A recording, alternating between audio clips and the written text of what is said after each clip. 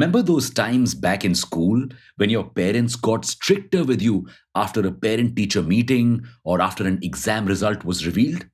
Suddenly, all the perks you enjoyed were gone. No more watching TV for hours or skipping veggies at meal times. Something similar is happening in our country right now. The RBI and the SEBI are getting stricter and stricter with companies and ventures after news of several frauds.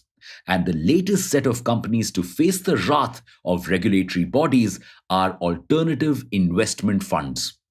Welcome back to Revolution Read On, a daily podcast where we break down one story from the world of business and finance. Click on the subscribe button to never miss an update from us. Here's your story for today.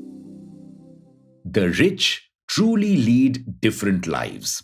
So their investments are also much different than the common man. While regular folks opt in for mutual funds, high net worth individuals or HNIs often go for alternative investment funds. These funds are like mutual funds but for the rich. They are private vehicles that pool in money from investors to invest in alternative investments, hence the name. They usually invest in startups, private equity, hedge funds, venture capital funds, and so on. Wondering why we said they are only for the rich?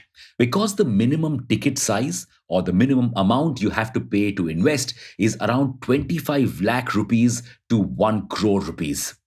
But despite this pricey, once more, but despite this pricey investment, these funds have been gaining massive popularity in the last few years.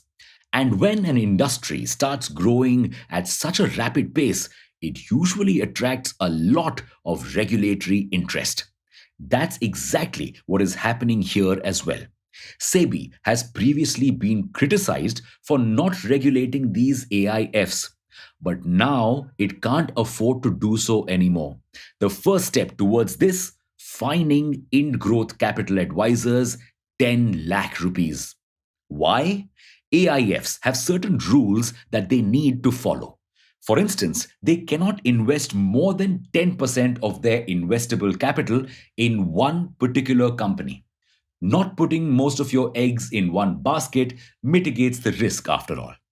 Not only did Ind Growth violate this rule, it also misreported its investable capital. Such offences have often previously gone unnoticed. But SEBI's act of fining Ind Growth shows it is getting serious about this space. It is also currently probing around 15 other AIFs. But why so much scrutiny suddenly? Many of these AIFs have been routinely breaking rules and finding loopholes in laws. How so? You see, currently HNIs are not allowed to buy more than 5% for small HNIs or 10% for big HNIs of the issued shares in an IPO.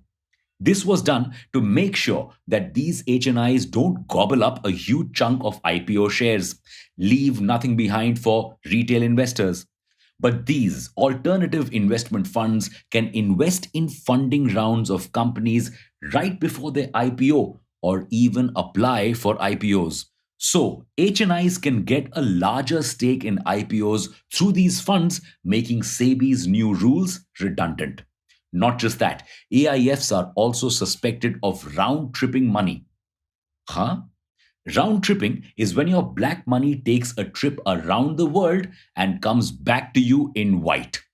Indians usually send out their black money to foreign countries and then try to get it back as foreign investment to save taxes. Many AIFs are also being used to do this. Since foreign entities can also invest in Indian AIFs, this gives many HNIs a way to route their illegal money, which they had already transferred to a foreign country, back to India. Tracking this illegal activity is difficult right now because there are no specific regulations or structures that AIFs have to follow. It is because of these activities that SEBI feels the AIF space has grown so rapidly. Now, we'll have to wait and see if this probe can actually find evidence of wrongdoing or not, because SEBI's next step will depend on that. Speaking of action, SEBI is taking a lot of steps to make trading safe for Indians. It is thinking of introducing insider trading laws for mutual funds and launching risk factor disclosures about market trends so that investors can take better informed decisions. Do you think these steps taken by SEBI will make an actual difference? Well, only time will tell. And that's a wrap for today. Thank you for listening in. We'll be back tomorrow.